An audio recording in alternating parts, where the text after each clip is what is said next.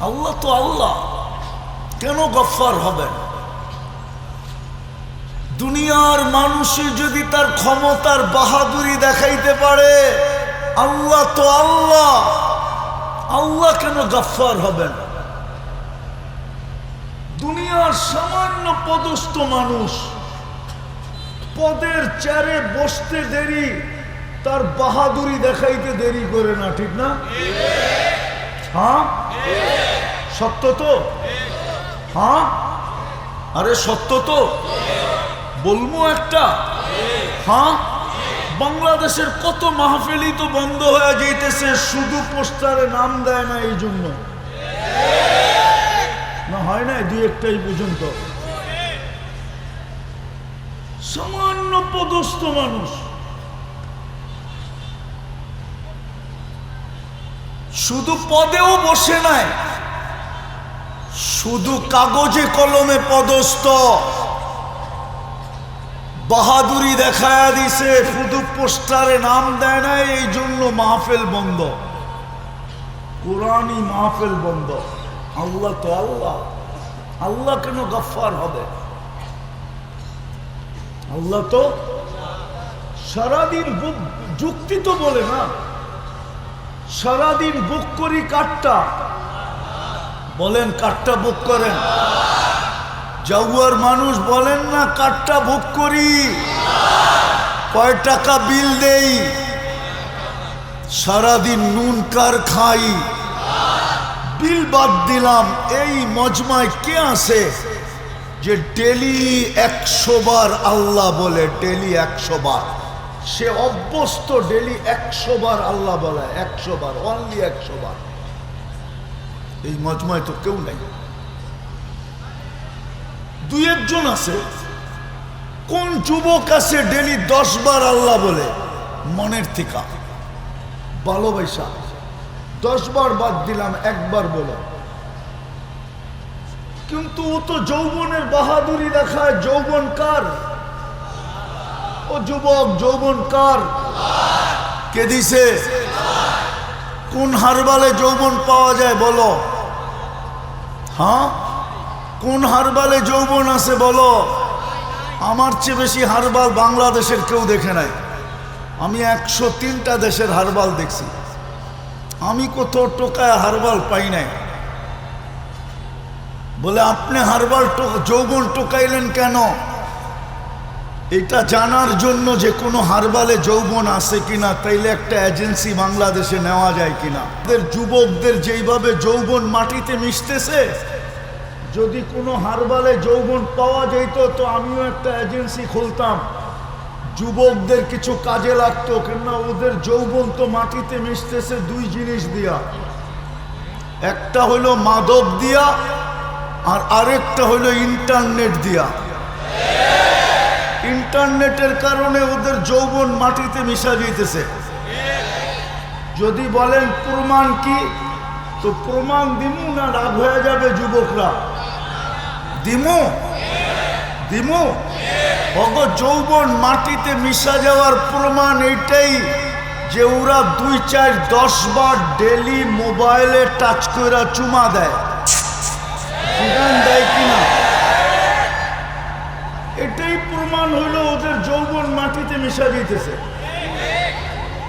দিন দিন যৌবন কমতেছে, ওদের কমতেছে। এই জন্যই তো হারবাল শুধু দোকান খোলা বিক্রি হইতেছে না, অনলাইনে মুড়ির মতো বিক্রি হইতেছে, ঠিক না? যুবকরা চুপে চুপে এখনই খাওয়া শুরু করছে। ওরা জানে যে বাসর রাত্রে ওরা ক্যাচ আউট হয়ে যেতে পারে, অথবা বোল্ড আউট হয়ে যেতে পারে, অথবা ওদের উইকেট পড়ে যেতে পারে। আপনি জিজ্ঞেস করেন ওদেরকে, আমি ওদের বিরুদ্ধে বলতেছি না, পক্ষে বলতেছি। তো আমি যেটা বুঝাইতেছিলাম, সূরা কাউসারের প্রথম অংশে ইন্না আ'তাইনাকাল কাউসার, আল্লাহ এতটুক দিয়া একটা জিনিস বুঝাইছেন, এই নবীজির শান বুঝাইছেন, নবীজির শান। আর এই উম্মতের শান, যে উম্মতের সাথে আল্লাহর কতটুকু দোস্তি, কতটুকু ইয়ারি, কতটুকু বন্ধুত্ব। আর আমাদের নবীজির শান বুঝাইছেন, শান। ইন্না আতাইনা কাল কাউসার, এতটুক দিয়ে আমাদের নবীজির শান বুঝাইছেন, শান। বাবা আওয়াজ কমাও, আওয়াজ কমাও। নবীজির শান বুঝাইছেন, শান। আমাদের নবীজির মর্তবা কতটুকু। আমার তো দুঃখ এটাই লাগে বাংলাদেশে, রাগ হয়েন না ওলামায়ে কেরাম,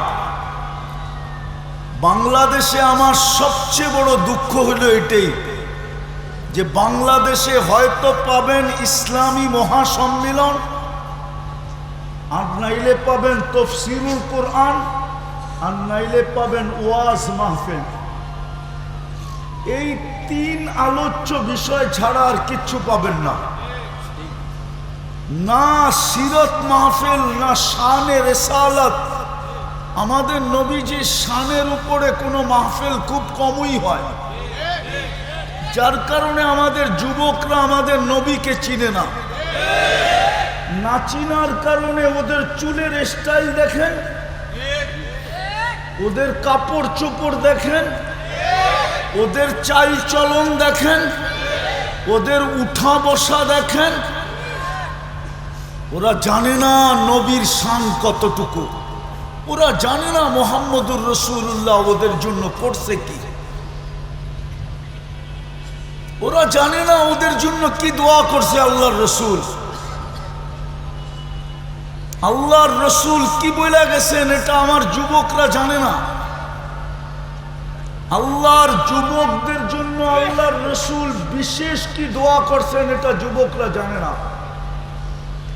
মদিনায় যাওয়ার পরে আল্লাহর রসুল কি দোয়া করছিলেন, তারপরে খুশি হইয়া কি বইলা গেছিলেন।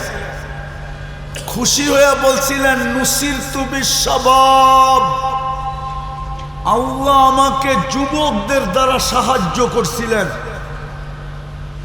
যুবকদেরকে আল্লাহর রসুল এটা বলে গেছিলেন নুসিরতু বিশ-শাবাব, আল্লাহ যুবকদেরকে দিয়ে আমাকে সাহায্য করছেন। আল্লাহর রসুল যুবকদেরকে চাইছিলেন আল্লাহর কাছে। আমার যুবকরা যদি ভালো মতে জানতো, রব্বে কাবার কসম ওদের চুলের স্টাইল এরকম হতো না। ওরা গুগল চিনত না, ওরা আগে মুহাম্মদুর রাসূলুল্লাহ চিনত। ওরা ফেসবুক চিনত না, ওরা মুহাম্মদুর রাসূলুল্লাহ চিনত। ওরা হোয়াটসঅ্যাপ চিনত না, ওরা তো আগে মুহাম্মদুর রাসূলুল্লাহ চিনত। ওরা বাইবার চিনত না, ওরা আগে মুহাম্মদুর রাসূলুল্লাহ চিনত। ওরা 14 তারিখে আসক্ত হইতো না, ওরা মুহাম্মদুর রাসূলুল্লাহর প্রেমে আসক্ত হইতো। ওরা 31st নাইট উদযাপন করত না, ওরা তো মুহাম্মদুর রাসূলুল্লাহর প্রেমে ভাসত। আজকে দোষ আমার, আমি আমার জাতিকে বুঝাইতে পারি নাই, আমি আমার যুবকদেরকে বুঝাইতে পারি নাই। আল্লাহ এই দেশে যুবক দিছিলেন, বাংলার যুবক নিয়া, দুনিয়ার কোন দেশের যুবক নিয়া সারা দুনিয়া রিচার্জ করে না করে এটা আমি জানি না, কিন্তু আমি এটা কোরআনে হাত রাইখা বলতে পারবো, বাংলাদেশের যুবকদেরকে নিয়ে সারা দুনিয়ার বড় বড় গবেষণা কেন্দ্রে গবেষণা হইতেছে। আমার কাছে ওই যুবক ছিল। হুজুররা জানবে না এটা, হুজুররা এটা জানবেন না। আমি জানি, আমি দুনিয়া ঘুরি, আমি সত্য বলতেছি, মিথ্যা বলতেছি না। বিশেষ করে 5 তারিখের পরের থেকে বাংলাদেশের যুবকদেরকে নিয়ে বিভিন্ন দেশে গবেষণা সেন্টারে গবেষণা চলতেছে যে এই দেশের এগুলা যুবক কোন যুবক, এদের ভিতরে কি রাখা আছে। দিন দিন এই গবেষণা আরো গভীর হইতেছে। জানি না আপনার, আমি বুঝানোর জন্য বলতেছি। যাকে 2 বছর আগেও 2 বছর আগেও কেউ চিনত না, যার জানাজা সারা দুনিয়ায় তাকে চিনায় দিছে। 2 বছর আগেও যার নাম কেউ জানতো না, 2 বছর আগেও যাকে কেউ চিনত না, হঠাৎ পর্দার ভিতর থেকে বাহির হইয়া এমন ফেমাস হওয়া, যার জানাজা সারা দুনিয়াকে তাক লাগায় দিছে। দুনিয়া আরো গভীরভাবে চিন্তা করতে শুরু করছে, গবেষণা করতে শুরু করছে যে বাংলাদেশের যুবকরা কি। বিদায় আমার কাছে ওই যুবক ছিল, আমার মনে চায় আমার গালে আমি জুতা দিয়া বাইরে, যে আমি আমার যুবকদেরকে চিনলাম না, আমি আমার যুবকদেরকে বুঝাইতে পারলাম না। যদি মুহাম্মদুর রাসূলুল্লাহ ওরা চিনত, তাইলে কোনোদিন ওদের চুলের স্টাইল এরকম হতো না, ওদের চালচলন এরকম হতো না, ওরা ফেসবুক চিনত না, ওরা তো চিনত মুহাম্মদুর রাসূলুল্লাহকে। আমাদের রসুলের কত বড় শান, যুবকদের জন্য রসুল কি বলছে, যুবকদের জন্য রসুল কি দোয়া করছে, আমার যুবকরা জানে না। ওদের জন্য কতটুকু চোখের পানি ছড়াইছে ওরা জানে না। আমি আমার যুবকদেরকে বুঝাইতে পারি না, কেননা আলোচ্য বিষয় তো নাই, শানে রেসালত তো নাই। শানে রেসালত থাকলে বুঝানো যেত, সিরাত মাহফিল থাকলে বুঝানো যেত। উলামাদের পায়ে হাত দিয়া বলি, রাত হয়েন না, আমার জাতি উলামাদের শান জানে না, আমার জাতি উলামাদের প্রয়োজনীয়তা জানে না। কাল কিয়ামতে উলামা কতটুকু কাজে লাগবে আমার জাতি জানে না। যদি জানতো, তাইলে মসজিদের কমিটি কোনোদিন ইমামকে কানে ধরে ঘুরাইতো না, মাদ্রাসার কমিটি কোনোদিন মাদ্রাসার মানুষদের উস্তাদদেরকে কানে ধরে ঘুরাইতো না। আমার জাতি কোনোদিন ওলামাদেরকে ইনসাল্ট করতো না, ওলামাদের উপরে আঙ্গুল উঠাইতো না, ওলামাদেরকে বাসমান ফেনা মনে করতো না, ওলামাদেরকে আগাছা মনে করতো না। শানে উলামার উপরে কোনো মাহফিল বাংলাদেশে হয়েছে কিনা আমি জানি না, আপনারা জানেন কিনা জানি না। কি হুজুর কি বলে, শানে উলামার উপরে আজ পর্যন্ত কোনো মাহফিল হয়েছে? হ্যাঁ, হওয়া দরকার ছিল কি ছিল না? হ্যাঁ, জাতি তো উলামাদের শান জানতো, যে উলামাদের শান কি। জাতি তো উলামার শানই জানে না, উলামার কাজ কি এটাই জানে না, উলামা কতটুকু কাজে আসবে এটাই জানে না, কসম খোদার জানে না। শানে আউলিয়ার উপরে কোনো মাহফিল হয় না, কোনো কনফারেন্স হয় না, কোনো সম্মেলন হয় না যে শানে আউলিয়া আল্লাহ ওয়ালাদের মর্যাদা কতটুকু। যার কারণে একদল সুযোগ নিয়ে নিছে, আমরা বলে ওলিদের বিরুদ্ধে নিছে না, নেয় নাই? হ্যাঁ, কিন্তু আমরা যদি শানে আউলিয়া করতাম, বাস্তব ওলিদের পরিচয় তুলে ধরতাম, ভালো বাস্তব অলি কারা এটা যদি তুলে ধরতাম, তাইলে জাতির কাছে বুঝার সুযোগ ছিল। যা হোক, এটা আমার আলোচ্য বিষয় না, আমি পড়ার শেষ জায়গায় চলে আসছি, লম্বা করারও সুযোগ নাই। তো আমি যেই সূরা কাউসার তেলাওয়াত করছি, ওটার ভিতরে 3টা বিষয় আল্লাহ ইঙ্গিত দিছেন। একটা হলো আমাদের নবীজির শান, শানের সাথে সাথে এই উম্মতের সাথে আল্লাহর কতটুকু ভালোবাসা। প্রথম ইন্না আতাইনা কাল কাউসার, এটা দিয়ে আল্লাহ 2টা জিনিসকে বুঝাইছেন। প্রথম বন্ধুর ভালোবাসা, বন্ধুর শান, বন্ধু কত বড় মর্যাদাশালী। এই সূরা কেন নাজিল হয়েছে এটাও একটু বলতেছি। আল্লাহর রসুলের সর্বশেষ ছেলে সন্তান যখন মারা যায়, ইব্রাহিম যখন দুনিয়ার থেকে চলে যায় তো মক্কার কাফেররা চিৎকার দিয়া বলতেছিল, ঢোল পিটায়া গলি গলি বলতেছিল যে মুহাম্মদ আর নির্বংশ হয়ে গেল, এর বংশ আর নাই, শেষ। এ মরতে দেরি, এর মিশন শেষ হইতে দেরি হবে না। কাফেরদের এই কথা শোনার দ্বারা আল্লাহর রসুলের মনের ভিতরে বড় ব্যথা লাগতেছিল যে মালিক কল্লা তো কল্লা কি, বন্ধু তো বানাইলা বটে, কিন্তু এটা কি করলেন, আমার বংশ থাকবে না আর চলবে না। তখনই আল্লাহ সান্ত্বনামূলক এই কথা আল্লাহর রসুলকে আল্লাহ শোনায়া দিছেন, ইন্না আতাইনা কাল কাউসার। বন্ধু শান্ত হন, শান্ত। শেষ পর্বে যায় আমি শোনাবো, তৃতীয় অংশে যায় শোনাবো।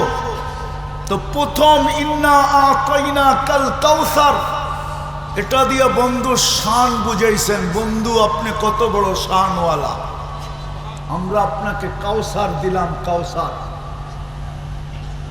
কাউসার দিলাম। এতটুকু বুঝা রাখেন যাওয়ার মানুষ, এক ফোঁটাও যার জিব্বায় লাগবে, এক ফোঁটা, কয় ফোঁটা, কয় ফোঁটা, চিরদিন তার কাছে পিপাসা আসবে না। আর এটা হিসাব কিতাবের আগে পান করানো হবে। হিসাব কিয়ামতের মাঠে যাওয়ার আগে পান করানো হবে।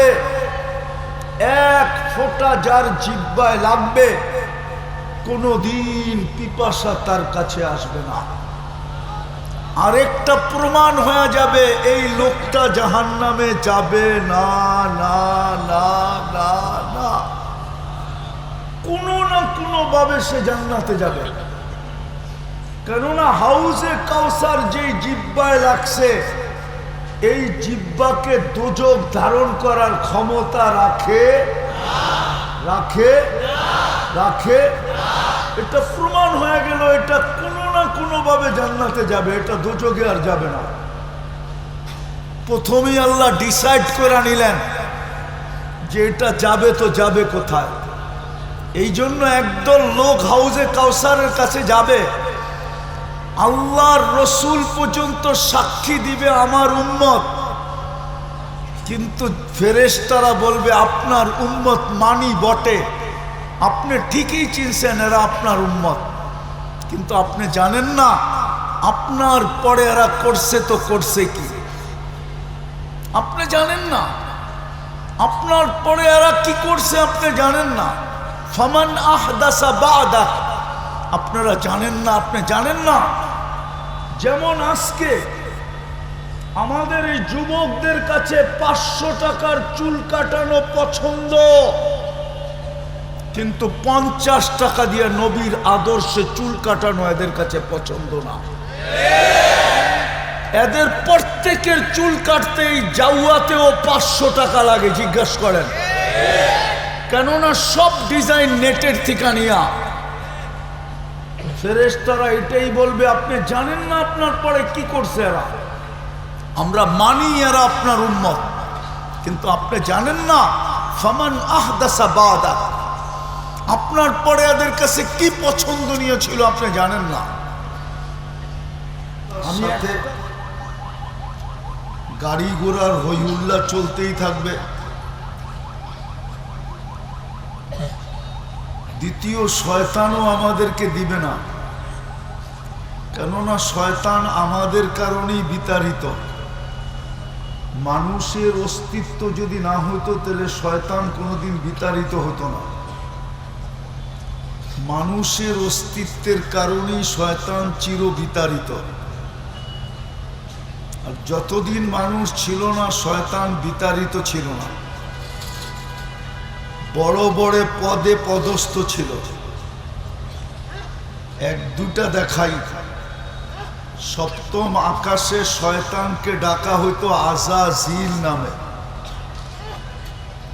আর ওই উপাধি নিয়েই শেখ সাদি রহমতুল্লাহ আলাই কবিতা লেখছেন, যেটা আমাদের মাদ্রাসার পাঠ্যপুস্তকে আছে।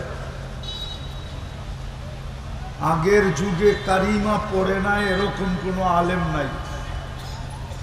এখন হয়তো কারিমা পড়ানো হয় না। একটা কিতাবের নাম কারিমা, ওইখানে একটা কবিতা আছে, তাকাব্বর আজাজিল রাখারে কর। ওই আজাজিল শব্দ নিয়ে আইসা কবিতা রচনা করছেন যে এত সম্মানিত ব্যক্তি বিতাড়িত হয়ে গেল। বিদায় আমাদের কারণে যখন বিতাড়িত, আর ও আল্লাহর কাছে অঙ্গীকার করে আসছে যে যাদের কারণে আমি বিতাড়িত একজনকেও আমি শান্তিতে বাস করতে দিব না। এই পাওয়ার কিন্তু আল্লাহর কাছ থেকে নিয়ে আসছে, লা উগবিয়ান্না ইবাদাকা আজমাইন। কোরআন এটাই বলে সবাইকে গুমরা করে ছেড়া দিব। আবার কোনো খারাপ জায়গায় বসা থেকে গুমরা করবে না। ও এটাও বলে আসছে কোথায় বৈশা গুমরা করবে। একটা হলো খারাপ জায়গায় বৈশা যদি গুমরা করে তাহলে চোখে দেখা যায় যে ও খারাপ জায়গায় বসা আছে, কিন্তু আল্লাহকে বলে আসছে লা আকউদান্না আলা সিরাতিকাল মুস্তাকিম। আমি এমন জায়গায় বসবো কেউ বুঝতেই পারবে না যে আমার ভিতরে খারাপ আছে বা আমি খারাপ জায়গায় আছি বা আমার খারাপ মনোভাব আছে বা আমার খারাপের কোনো চিহ্ন আমার কাছে আছে, এটা কাউকে বুঝতেই দিব না। লা আকউদান্না আলা সিরাতিকাল মুস্তাকিম। আমি বিলকুল সিরাতে মুস্তাকিমের চৌরাস্তায় বসবো। ওইখান থেকে বৈশা কাউকে ভাবতেই দিব না যে আমি আসলে শয়তান, আমি যে কোনো খারাপ ব্যক্তি, এটা কাউকে ভাবতে দিব না, চিন্তা করতে দিব না। কেননা আমি বসবই এমন জায়গায়। চোরও যদি মসজিদে বসা থাকে তো মানুষ মনে করে ভালো মানুষ, নাইলে মসজিদে কেন বসা আছে? মসজিদে তো ভালো মানুষ বসে। বিদায় ও আল্লাহকে বলে আসছে আমি কাউকে সুযোগ দিব না আমার ব্যাপারে উল্টা পাল্টা ভাবার সুযোগই দিব না। আমি হেদায়েতের চৌরাস্তায় বসব। আপনি প্রশ্ন করবেন ওইখানে বৈশা গুমরা করবে কি করে? তাইলে একটা উদাহরণ দেই। ও বলে আমি ওইখান থেকে বৈশা তাশকিল করব। তাশকিল তাবলীগালারা তাশকিল করে না? আরে আমার কথা বোঝেন? লাউড স্পিকার উল্টা পাল্টা করতেছে, অবাগা আসছে দেখা। বাংলা একটা প্রবাদ বাক্য আছে, অবাগা যেদিকে তাকায় সাগর শুকায়া যায়। এই জন্য অবাগা বসছে বিদায় লাউড স্পিকারও সঙ্গ দিতেছে না। তো যেটা বুঝাইতেছিলাম, শয়তান বুঝাইতেছিল যে আমি তাশকিল করব। তাশকিল বসা থাকবো চৌরাস্তায়, ওইখান থেকে ধরা ধরা এক একজনের এক এক জায়গায় পাঠাবো। কাউকে মদের আড্ডায় পাঠাবো, কাউকে জিনার আড্ডায় পাঠাবো, কাউকে সিনেমা হলে পাঠাবো। এক একজনকে এক এক জায়গায় আমি তাশকিল করব। বিদায় শয়তান আমাদেরকে দুই জিনিস হইতে দিবে না। একটা হলো মনোযোগ, আর একটা হলো পরিবেশটাকে নীরব রাখা। আর দুটোটাই কিন্তু আল্লাহর হুকুম। আমি এখনো কথা শুরু করি নাই। যতক্ষণ পর্যন্ত হট্টগোল বন্ধ না হবে কথা শুরু হবে না। কেননা কথা উপর থেকে আসে, এখান থেকে আসে না। আর উপর থেকে কথা আসতে হলে আল্লাহর হুকুম মানতে হবে। আমি অনেক আগে আসছিলাম জাউয়া তফসিরে, না মনে হয় মনে নেই, অনেক আগে আসছিলাম আমি জাউয়া তফসিরে। আবার অনেক দিন আসি না, আবার অনেক দিন পরে আসছি। বিদায় আমি এই মজমা চিনি, এই জন্য আওয়াজ বন্ধ করা বিলকুল মনোযোগী হইতে হবে। তাইলে আমি যে সূরা তেলাওয়াত করছি, সূরায়ে কাউসার, এটা আমি কিছু আপনাদেরকে বুঝাইতে পারবো। সূরায়ে কাউসারের ভিতরে প্রথম ইন্না আ'তাইনা কাল কাউসার, এটার ভিতরে আল্লাহ দুটা জিনিস আমাদেরকে বুঝাইছেন। কোরআন আমাদেরকে বুঝাইতে চায়, আল্লাহ নিজের কথা দ্বারা আমাদেরকে বুঝাইতে চান, বাধ্য করতে চান না। আল্লাহ যদি ইচ্ছা করেন তো আমাদেরকে বাধ্য করতে পারেন, আর এটার পিছনে যুক্তিও আছে। যেটা সৃষ্টির ভিতরে কিছু ভোগ করে না, কোনো সৃষ্টিকে আল্লাহ ভোগ অধিকার দেন নাই। কোনো সৃষ্টি কিছু ভোগ করে না, ভোগ যদি করেও তাইলে মানুষের সেবার জন্য করে। একটা উদাহরণ দেই,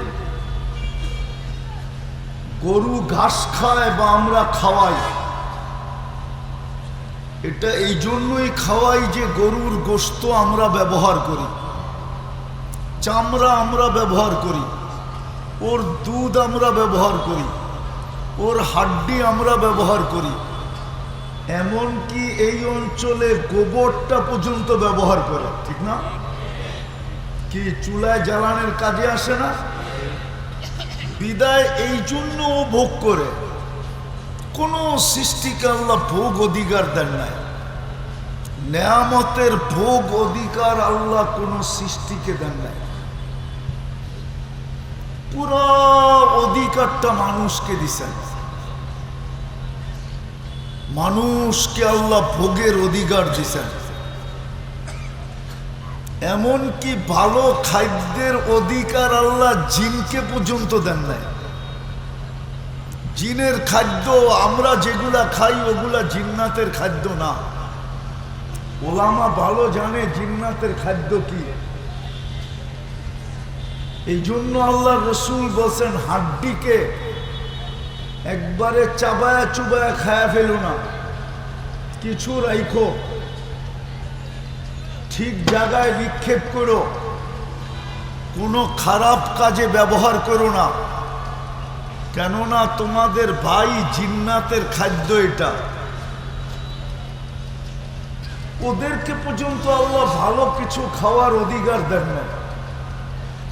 হ্যাঁ, একটা অধিকার দিছেন, আমরা বলি ওরা মিষ্টি খায়, ঠিক না? মিষ্টি একটা তেমন খাওয়া হইল নাকি? পোলাও কোরমা বাদ দিয়া মিষ্টি একটা খাওয়া হইল? কি বলেন? না, মনে হয় মিষ্টি একটা খাওয়া। কাচ্ছি সাচ্ছি পিজা সিজা, কি বলো যুবকরা, কি বলো?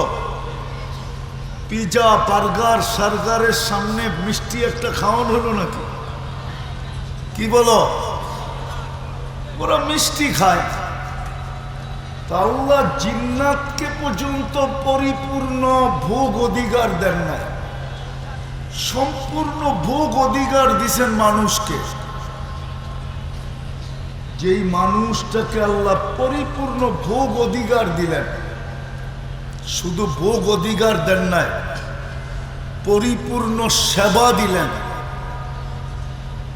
ওই মানুষটাকে আল্লাহ বুঝাইতে চাইতেছেন।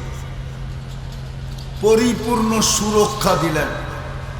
আল্লাহ আমাদেরকে পরিপূর্ণ সেবা দেন সমস্ত সৃষ্টির মাধ্যমে। এমনকি ফেরেশতা পর্যন্ত 24 ঘন্টা আমাদেরকে সেবা দেন। ফেরেশতা যদি সেবা না দিতেন তাইলে আমাদের এই দেহটা চলতো না। এটা ফেরেশতা চালায়, ফেরেশতা। শুধু একটা দেখায় দিই, ডাক্তাররা মনে করে হার্ট চলে বাল্ব দিয়া, কিন্তু দুনিয়ার ডাক্তারদেরকে প্রশ্ন করেন বাল্ব চলে কি দিয়া? এইখানে কোনো ডাক্তার থাকলেও আমার কথা একমত হবে, বাল্ব কি দিয়া চলে এই থিওরি ডাক্তারদের কাছে নাই, এই জ্ঞান নাই। ওরা বলতে পারবে না বাল্ব কি দিয়া চলে। কিন্তু আল্লাহ বলে আলা ইন্না কলবি ইবনে আদম মালাইকাতুম মুআক্কালা, আমাদের হাড়ের উপরে একজন ফেরেশতা নির্ধারিত আছে যে হাড়কে পাঁচ করে, পাঁচ বোঝেন, চিপ দেয় রক্ত বাহির হয়ে যায়, আবার ছেড়া দেয়, আবার রক্ত ভিতরে ঢুকে যায়, এইভাবে হার্ট চলতে থাকে। এরকম প্রত্যেক অঙ্গের উপরে ফেরেশতা নির্ধারিত আছে বডিটাকে চালানোর জন্য। শ্বাসের উপরে একজন ফেরেশতা নির্ধারিত আছে যে প্রত্যেক শ্বাসে আল্লাহকে বলে আমসিক আও আতরুক, আল্লাহ বন্ধ করে দিব না খোলা রাখবো।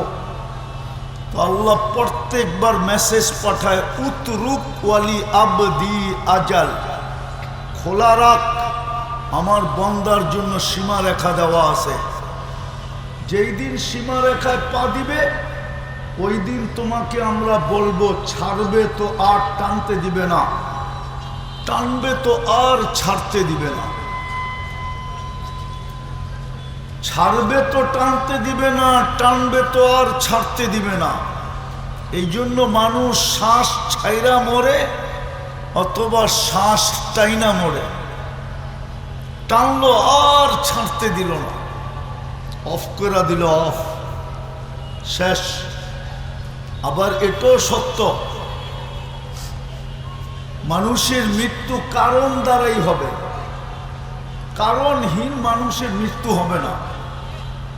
আর কারণটা হওয়ারও একটা কারণ আছে, কিতাবে পাওয়া যায় মালাকুল মউতকে যখন আল্লাহ মানুষকে সৃষ্টিকে নিয়ে যাওয়ার দায় দায়িত্ব দেন, বিশেষ করে মানুষকে, তো মালাকুল মউত ভাবতে ছিল মানুষ আমাকে গালি না বানায় দেয়, কেননা আমি ডেলি কোনো না কোনো এলাকার থেকে একজন না, দুইজন না, তিনজন না, পাঁচজন না আমি উঠায় নিয়ে আসবো।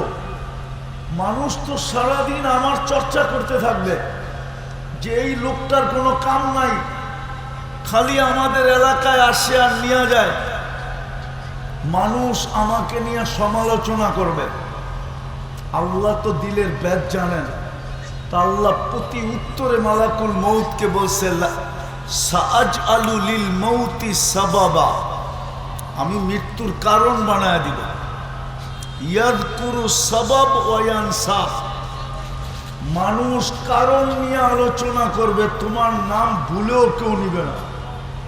কি আমরা কি ভুলে মালাকুল মউতের নাম নেই যে উনি নিয়ে গেছে? শুধু কারণ নিয়ে আলোচনা, ঠিক না? সত্য তো? কি মিল আছে না মিল নাই? করুণার সময় চিৎকার চলতেছিল করুণা করুণা করুণা, আসলে করুণা নিয়ে গেছে না মালাকুল মউত নিয়ে গেছে?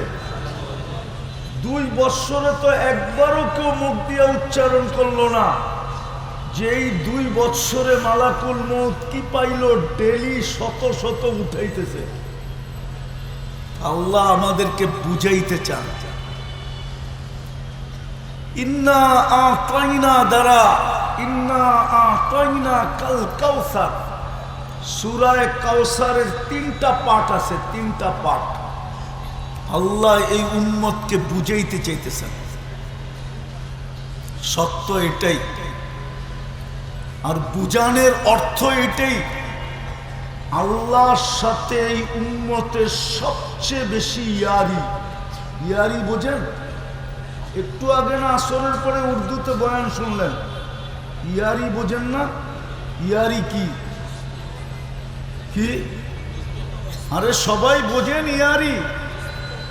এই উম্মতের সাথে আল্লাহর বড় ইয়ারি, বড় দোস্তি, বড় প্রেম, বড় প্রীতি, বড় ভালোবাসা, বড় স্নেহ, বড় মায়া, বড় মমতা। এই উম্মত জানে না যে আল্লাহর এই উম্মতের সাথে কতটুকু ভালোবাসা।